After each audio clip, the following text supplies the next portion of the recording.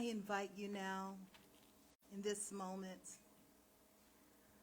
to just allow the radiant lights of love to wash over you. Let your body relax in this moment, letting go of all fears, anxiety, doubts, and regrets, putting them aside for the moment.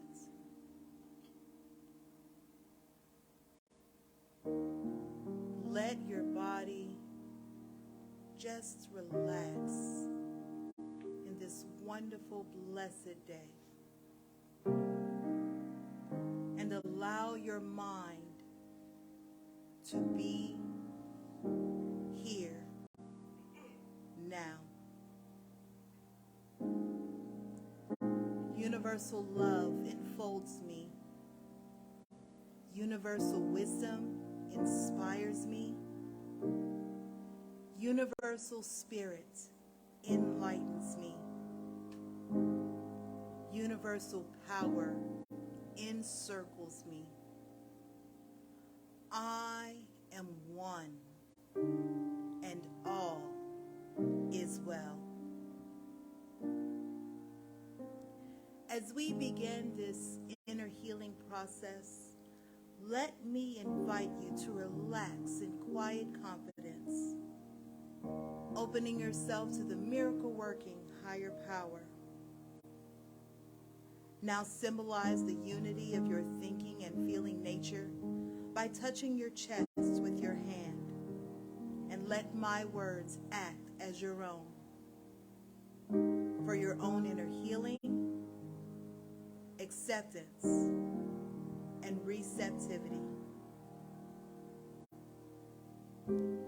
I acknowledge that there is a power, intelligence, and wisdom greater than my own. I am in the midst of it, and it is in the midst of me, sensitive and responsive to my every thought, word, action, and feeling. I now make this true for myself by saying aloud, I acknowledge. Acknowledging this higher power working through my life, I admit that I am personally responsible for solving my own problems, while being guided and assisted by something greater than myself. As I am ready to surrender the conflicts of my ego to the wisdom of this infinite presence, I simply speak these words: I surrender. I surrender. Knowing that forgiveness is the key to unconditional love and the feeling of heaven, I now unconditionally forgive anyone and everyone who has ever injured me in any way, real or imagined.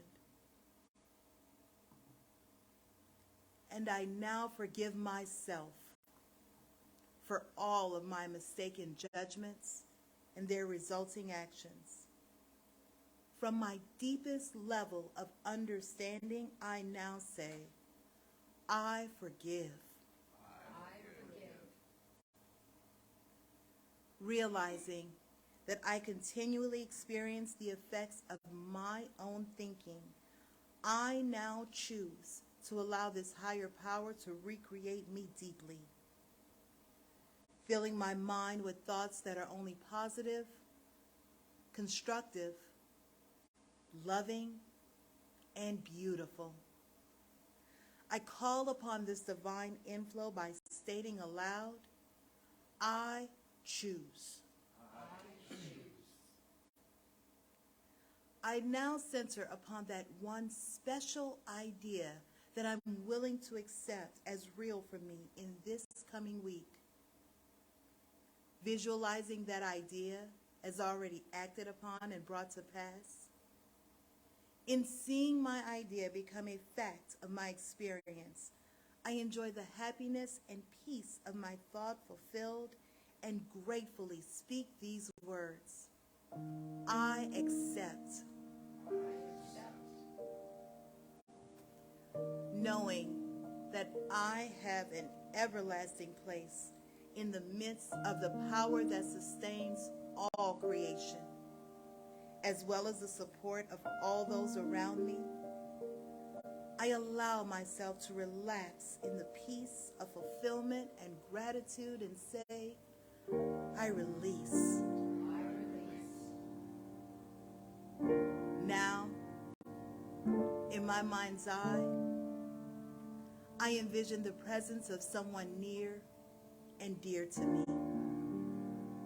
This can be a friend, a family member, a teacher or mentor, someone who has touched my life in deep and loving ways. Someone who may not be physically present in the room with me this morning. I turn toward that image in my mind's eye and say, I'm grateful for the good in your life. Now I open my eyes, turn to the world around me, and joyfully speak to anyone physically present in the room or virtually on this broadcast, and share in confidence and gratitude and saying, I'm grateful for the good in your lives. Nothing up my sleeve.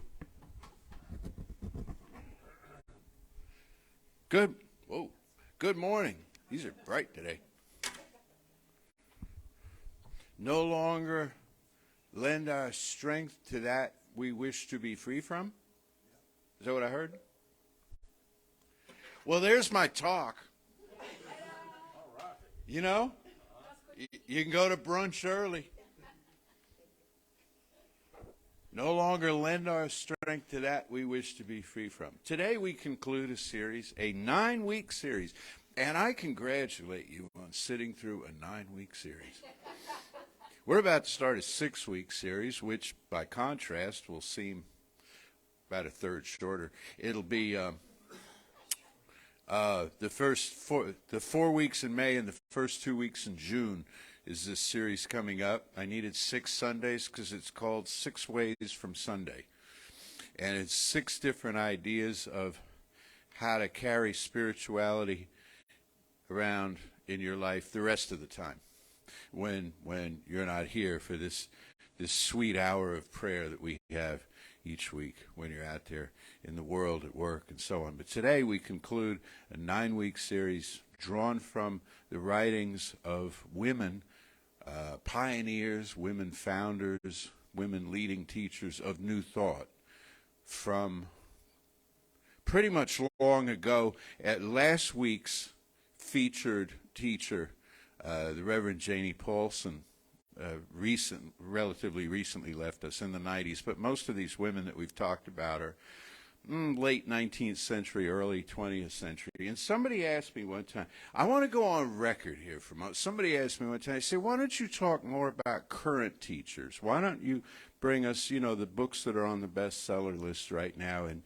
human potential and self-development and spirituality and stuff? And I'll tell you why I don't do that, because I don't want to. And here's why I don't want to.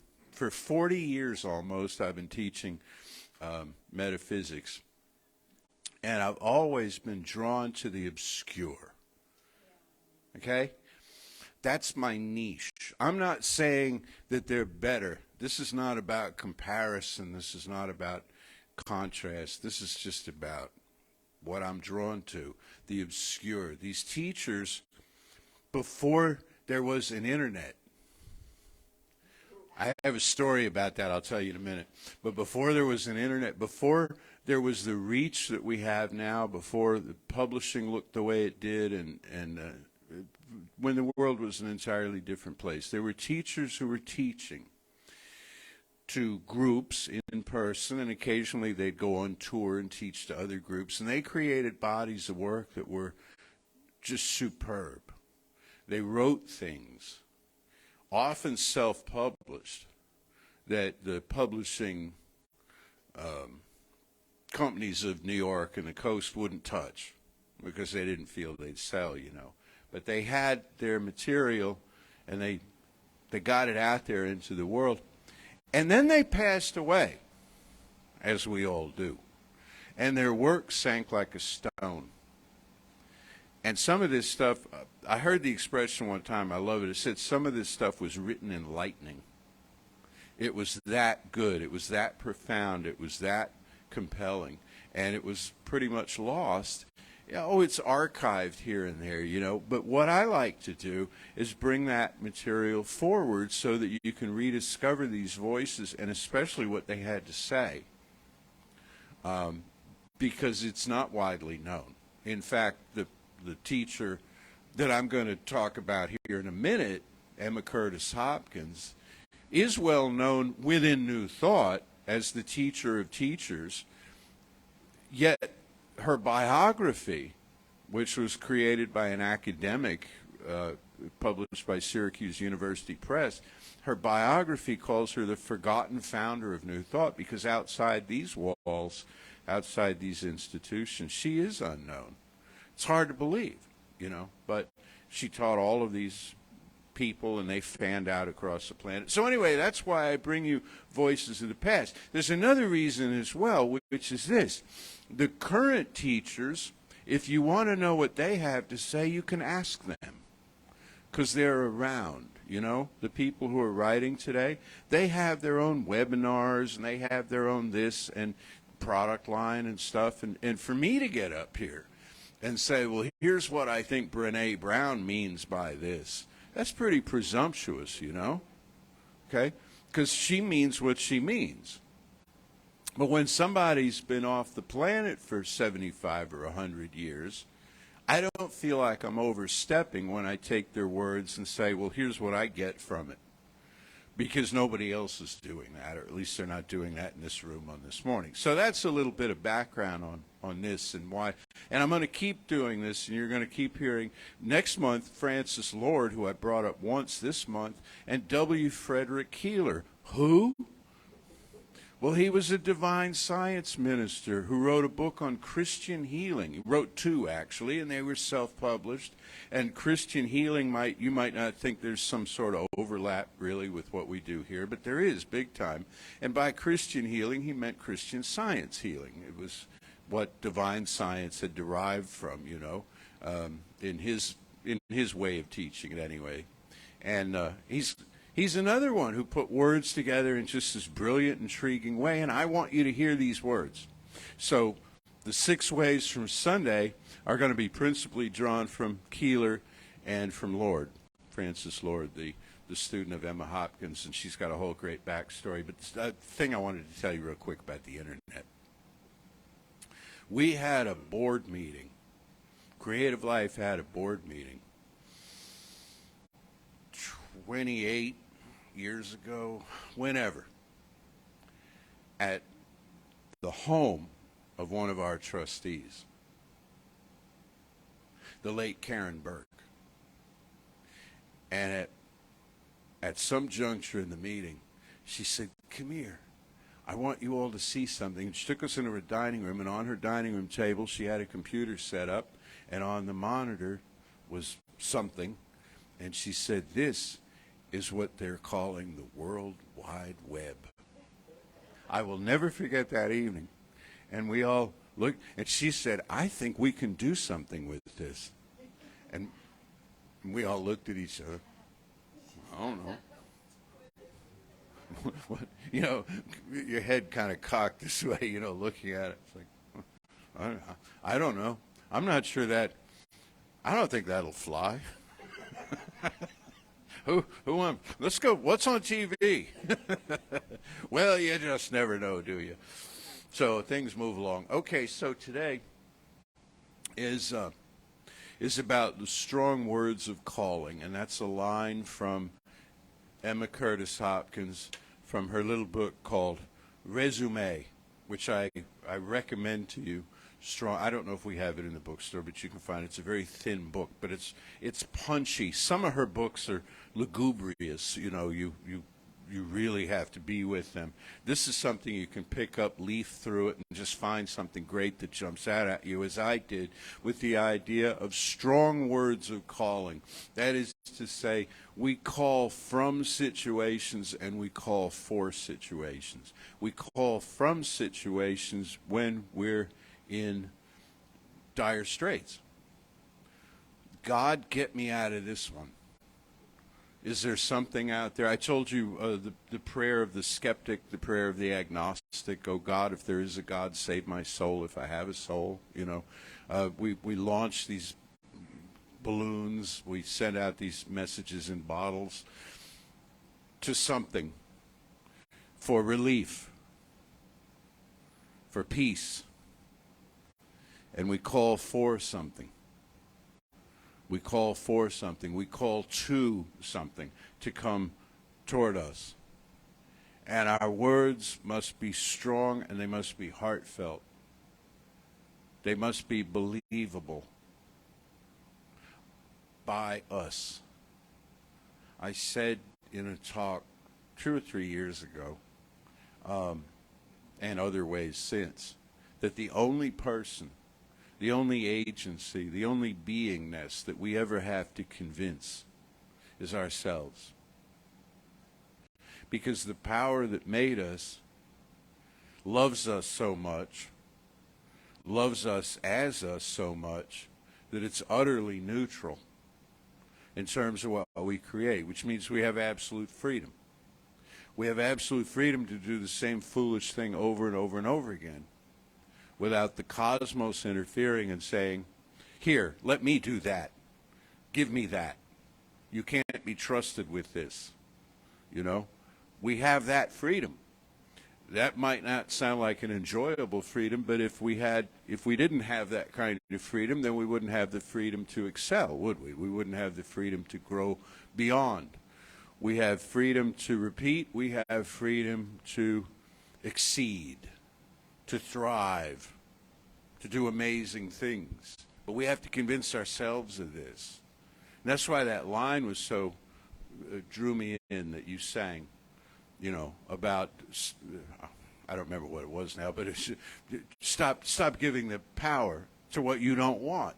Stop giving the power to what you don't want. I heard on TV the other night a character in a show say randomly, to another character, I'll pray that the best possible outcome happens for you. I'll pray that the best possible outcome happens for you. And I heard that, and I thought, yeah, that's good. That sounds like New Thought. This or something better, the highest good for you. But what they didn't say, and I don't know if they took it there because that was all they said, and then the show moved on, What they didn't say is, I'm not only going to pray for the highest good for you, I'm going to believe that it's already happened. I'm going to believe that it's already happened. I'm going to pray in faith, believing, and believe that the thing has already happened. And Emma Hopkins quotes Romans 4:17, where it said, God has called the things that are not to bring to naught the things which are.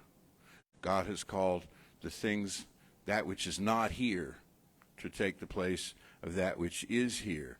And this is how we operate in metaphysical prayer, is we believe at the feeling level that the good we desire has already occurred and is already occurring around us. And people will argue, and they'll say, well, you can't do that. That's unrealistic. That's lying to yourself. And the snarky, sarcastic part of me wants to say, oh, like we never do that. Lie to ourselves. Gosh, I'm good looking today. Right? We're all the time making stuff up, making up personae and stepping into them. Why not? And also we're taught, it is realistic to imagine doom vividly as though it were already occurring. That's just good planning.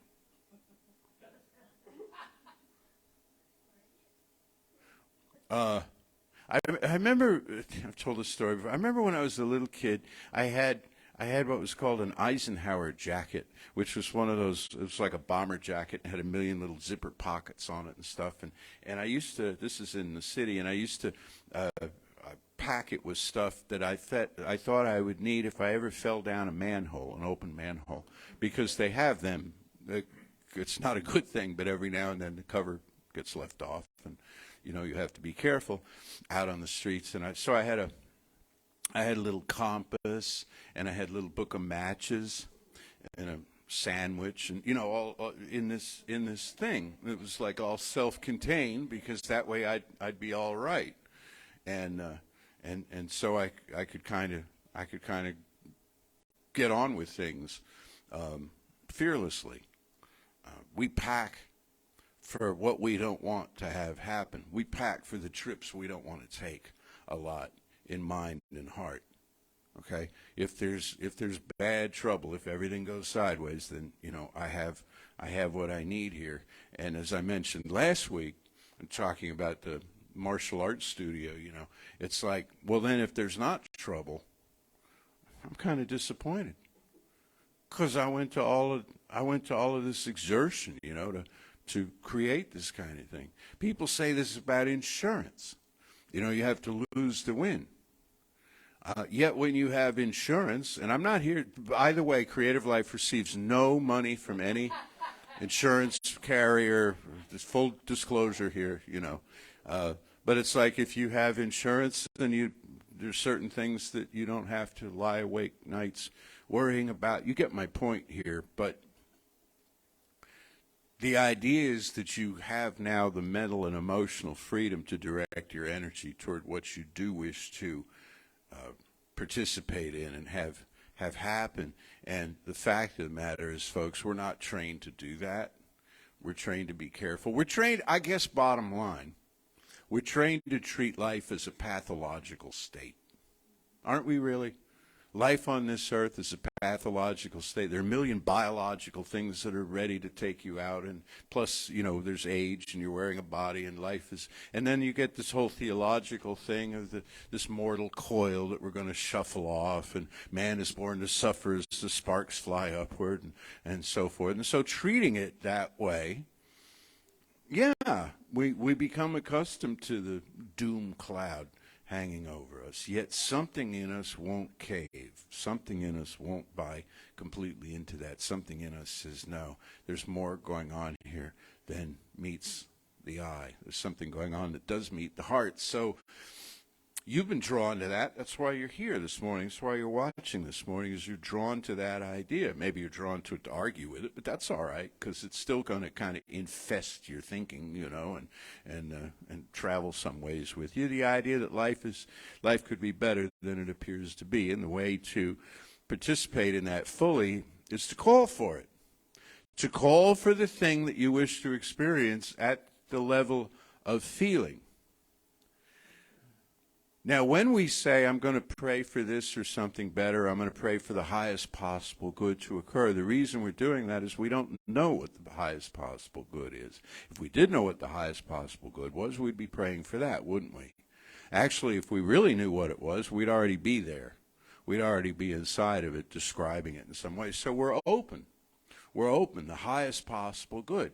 So that sounds kind of vague and wishy-washy, except for when you consider that you'll know it by feeling it. How do you feel when you feel good?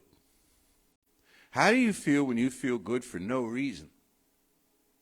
We always think we have to have a reason. We get good news. We, come into money, or something happens that the doctor gives us a good report, or best of all, we fall in love, and God, think of all the love songs I have.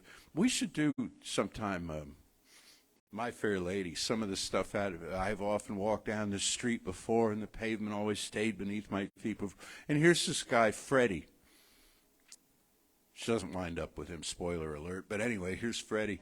And he's like intoxicated with all of this kind of thing. Well, how did that feel? How does that feel when we're in that state? Sit there and think about it without distraction. Sit there and feel it. And then spread it. Spread it far and wide. Announce it, as Francis Lord said, morning and night. Send it out morning and night, that feeling of yes, that feeling of yes. This is, yeah, I am beloved of the universe. I am beloved of the universe right now. And watch what happens. It will magnetize towards you experiences that conform to that. Experiences that on the one hand, you sought and recognize and appreciate, and on the other hand, that totally astonish you and bowl you over, that you did not anticipate. And you call these things toward you by inhabiting the feeling first, and that right there is the tricky part of all of this whole religious science mechanism of prayer. That's the part right there that we argue and debate back and forth. Can I bring myself to believe right now, before another moment has passed, that my good is at hand? Am I willing to? Am I willing to? There's so many stories I could tell you out of my life, creative life, and the whole new thought body of work, of people not being willing to until they were. Until they were. And when they finally, okay, I'll admit, that I'm willing to try this. That I'm willing to try this and not look foolish. And not look foolish. People don't want to look foolish, But the thing is, when you pray, if you were to pray in the wrong way, if there were a wrong way to pray, who would you look foolish to? Who's going to burst into the room and say, that's a foolish way of praying? They can't even see you doing it. It's silent, right? It's within your own self. If they hear you doing it, they won't comment on it, but they probably won't even overhear you. It's amazing how we don't want to look foolish in front of people, but we do when we throw ourselves around the room, when we lose our temper, when we just, There's a saying, actually, in Alcoholics Anonymous, there's a wonderful saying about, isn't it something like, it's ironic, isn't it, that we sobered up in private, sobered up in anonymity, and drank in public. Think about that a minute, okay? So the person with the substance abuse issue, everybody knows it. Everybody knows it. And they're a walking wreck when they get close to hitting bottom.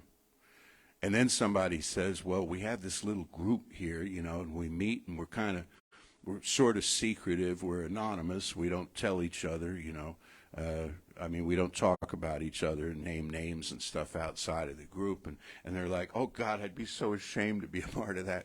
Well, it's like, look at the irony of this. Look at the irony of this. So if you're willing to look foolish with me, if you're willing to look foolish to the world a little bit, to be the person who looks for the good and praises it, holds the high watch, as Emma says, if you're willing to be one of those people, you can do it silently. Nobody has to know it. Sometimes, especially on Sundays, you'll go to lunch, and in a restaurant you'll see a table of people, and they're all holding hands, and they have their eyes squint shut, and they're praying, over their meal. And I thought, that's really sweet and all. And, of course, the skeptical part of me says, is that real or is that performance? Is that, let's go pray in the restaurant and maybe win some people over. I don't know. That's wrong of me to think that, but there it is. There it is. So if we're willing to look a little foolish, willing to be willing to step out, and if you're not willing to step all the way out onto the skinny branches, then start with something that if you pray about it in faith believing to draw it to you and it doesn't happen, nothing ventured, nothing gained. Start with a small thing. Like, I don't know, Monday, tomorrow, Beltane. We're going to have a Beltane celebration after the service, by the way. Beltane is an ancient Celtic festival that celebrates belts and suspenders and anything else that holds bits of clothing together. It's where the Order of the Garter started. No, not really. Start with Monday. Monday is going to be, Monday is now being. My experience of Monday, my experience of the day to come is now filled with joy and light and peace and power and plenty. Or whatever else you want to add. Those are my words. Whatever else you want to add. And on Sunday, feel that way about Monday. Nothing that does not benefit me, you can word it this way because it calls up feeling. Nothing that does not benefit me crosses my field of vision. Everything that occurs for me in this day, even if it appears to be a challenge or an upset, is somehow building me, building my life, making me stronger, making me wiser, making me a better, kinder person, you know, that sort of thing. And then drop into the feeling as though if that were true, if that were actually happening, how would you feel about it right now? And let it go. Let it go. Release it into spiritual law. Release it from your conscious mind into your subconscious mind and watch, and then sit back and watch what happens. And the most amazing thing will happen. You know what else will happen? You'll forget that you did this. And it'll be like, I had the most amazing day, and it just came out of nowhere. And it'll take you a while to put it together that, oh, wait, I did something here. You know, I actually, I created something. I manifested something. And you begin to build on it that way. Okay, before I finish, I want to share with you some of her words. I tell you, I rant and rave up and down about how great they are, and then I don't tell them to you. So, and this before I forget, you're going to do a tribute to our friend, aren't you? Coming up? Yes. Okay. Yeah, you'll probably announce it, but let me say too, all love to Harry Belafonte, who left the world this week, and also all love to someone who's still here at the age of 90 as of yesterday, Willie Nelson. Big love to Willie. Okay, so I wanted to share this passage with you. Let me see if I can find it.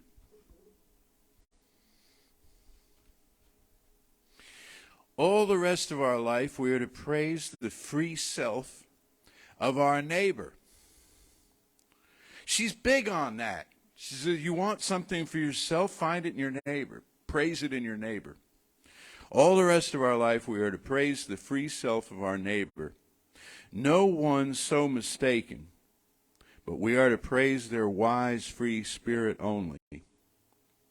No one so negligent or reprehensible, but we are to praise silently their integrity and righteousness.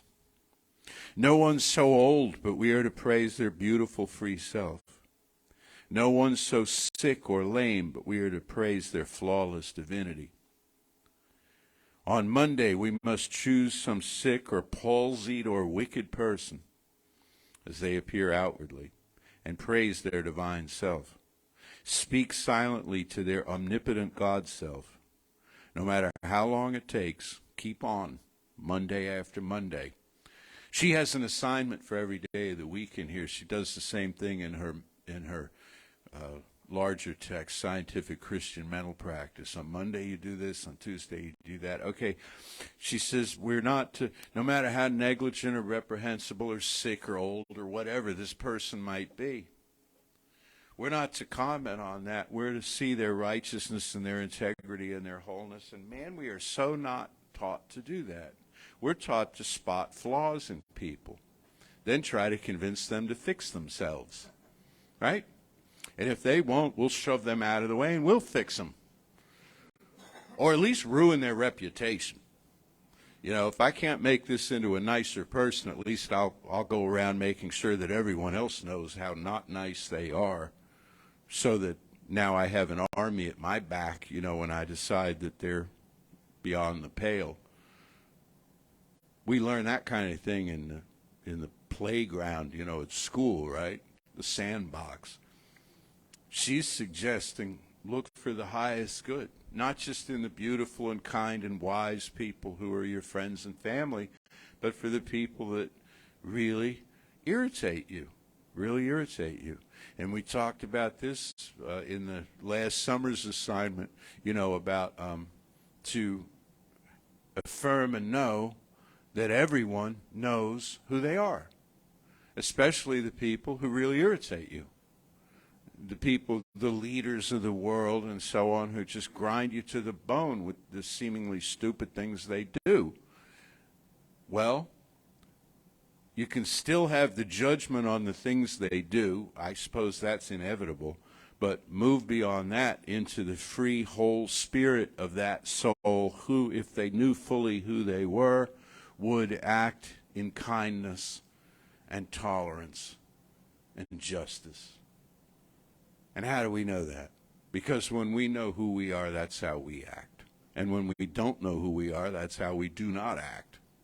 Okay? One more piece from her. Again, this is resume. And the edition that I'm using here is, I got to put this down a minute.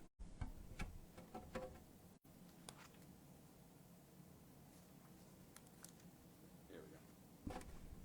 The edition that I'm using here, somebody did on a typewriter, an actual typewriter, and then, printed it that way.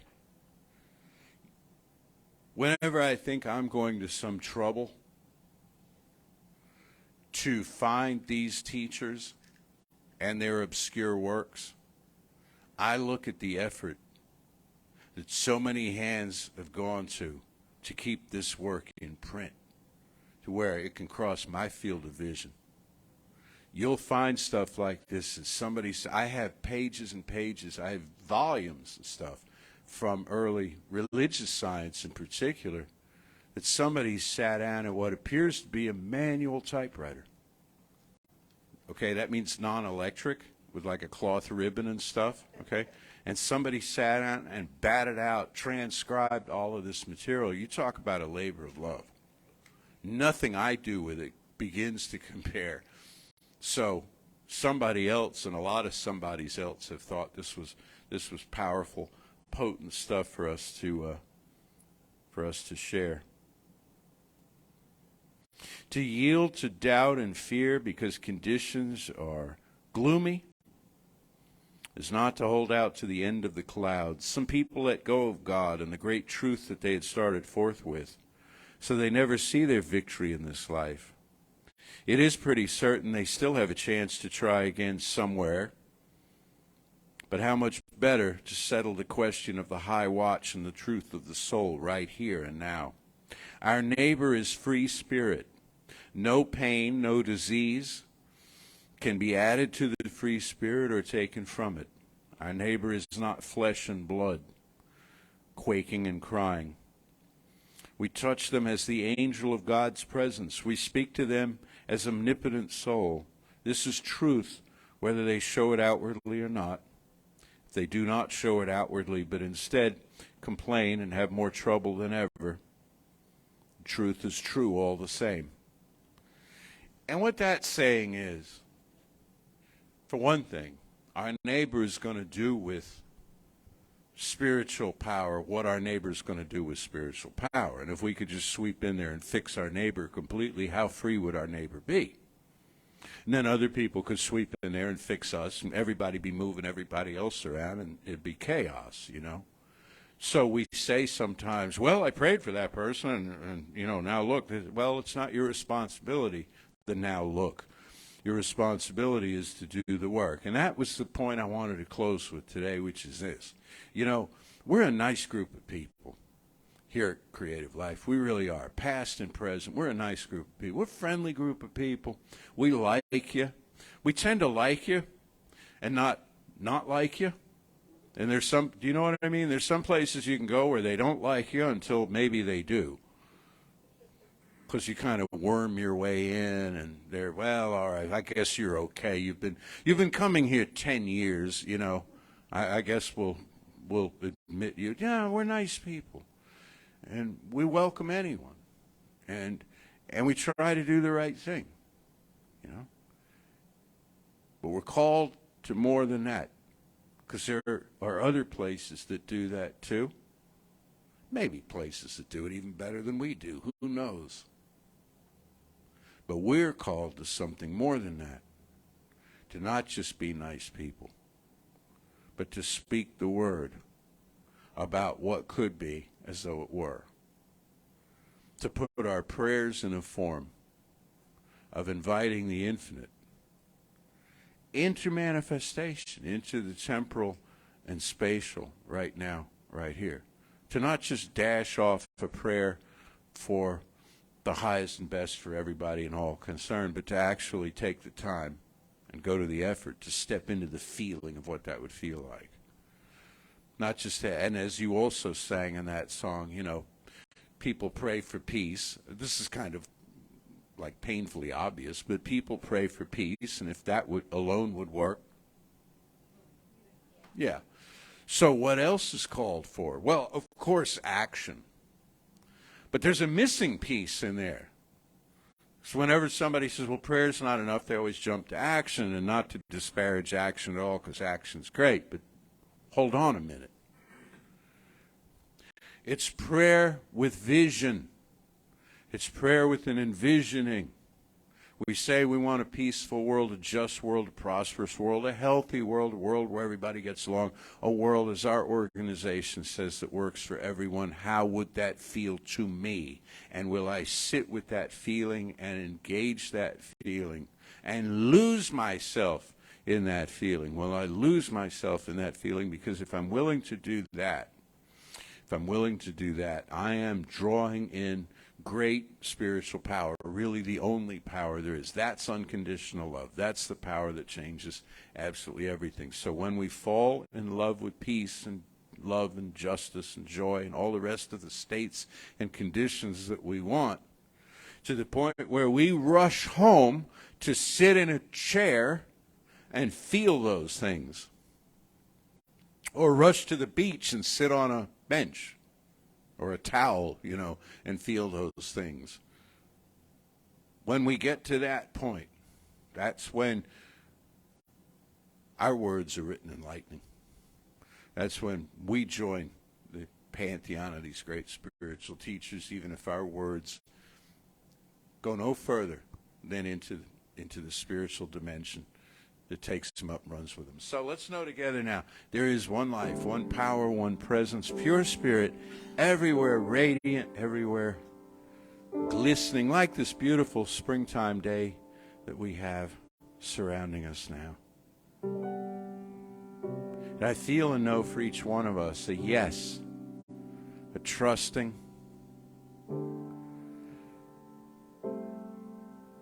of universal consciousness, and a willingness to do our part, do our work, affirming that what we feel to be peace and strength and wholeness and all the rest of it is occurring right now. Is occurring right now. As the peoples of the earth remember who they are, those who are leaders and those who seem left behind, and everybody in between. And I affirm and over all the trouble spots of the earth. The power that made each individual is right there. There is no absence. There is only a presence. And a turning of the mind and a shifting of consciousness is all that's called for hostilities to end and joy to begin. And I say the same for all who struggle with health issues or loneliness or emptiness, lack of purpose. The power that made each is right where they are. The full package, accessible at every point within creation. And for my part, I choose to take up today the divine idea more fully than ever before, that each of us lives in the midst of infinite good, being and becoming. For this knowing, for the growing of the light, for the beginning of symbolic summer, for all that stretches ahead. I am so deeply grateful. I offer my thanks into the one life I know as my mother, Father, God, and I let it be so, and so it is.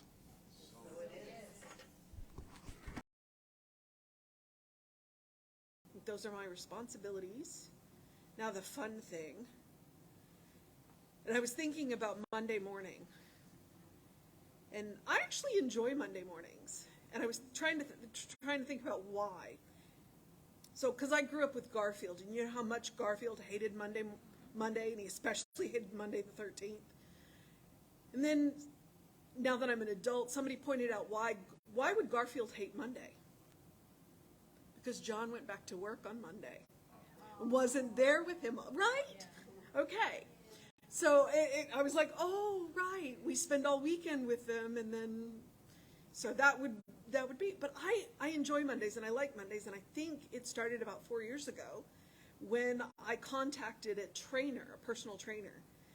And I would get up at a ridiculous hour and drive to a gym, and this trainer would kick my butt for an hour.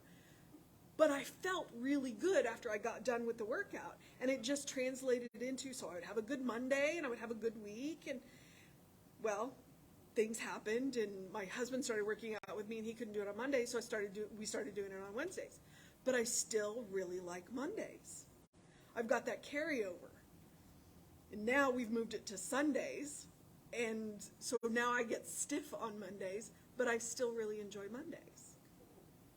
That's the power of doing something that you look forward to and enjoy. And so I look forward to getting up and going to the gym on Mondays. And I had a better Monday. So if I can leave you with anything, what are you looking forward to on Monday? And if you don't have anything you're looking forward to on Monday, maybe you want to get something. And in that knowing, I invite you into the conscious awareness of the sacred. Because it's all sacred all the time. But on Sundays, we make that conscious awareness of the sacredness, of that one life, that one power, that one presence, that one love. That love flows through me into this material world. It flows through each and every one of you. We are divine channels for that love, for that life, for that power, for that presence. If we want to move this world around, we want to remember who we are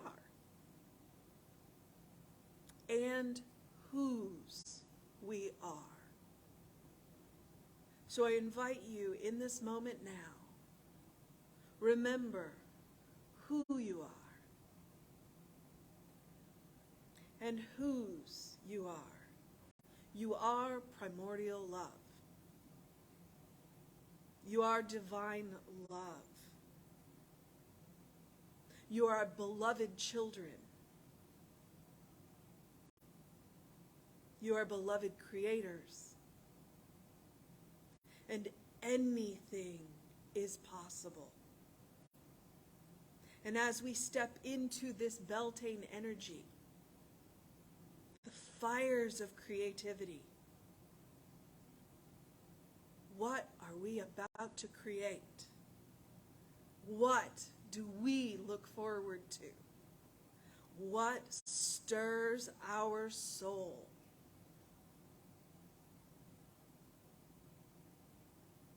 And I'm grateful to know this. I'm grateful to feel this. I am grateful for a teaching that reminds me who I am.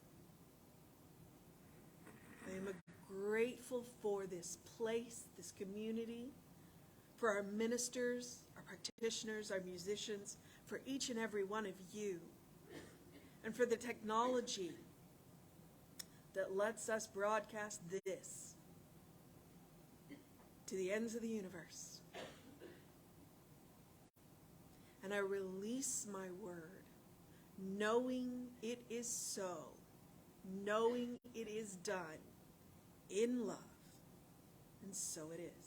So it is. Say with me now, something wonderful is happening through me. Something wonderful is happening through me. I feel it in my body. I feel it in my body. I feel it in my mind. I feel it in my mind. I feel it in everything I am. I feel it in everything I am. I choose it. I choose it. I trust it. I trust I it. use it. I use it. And I love it. And I love And it. so it is. And so it is.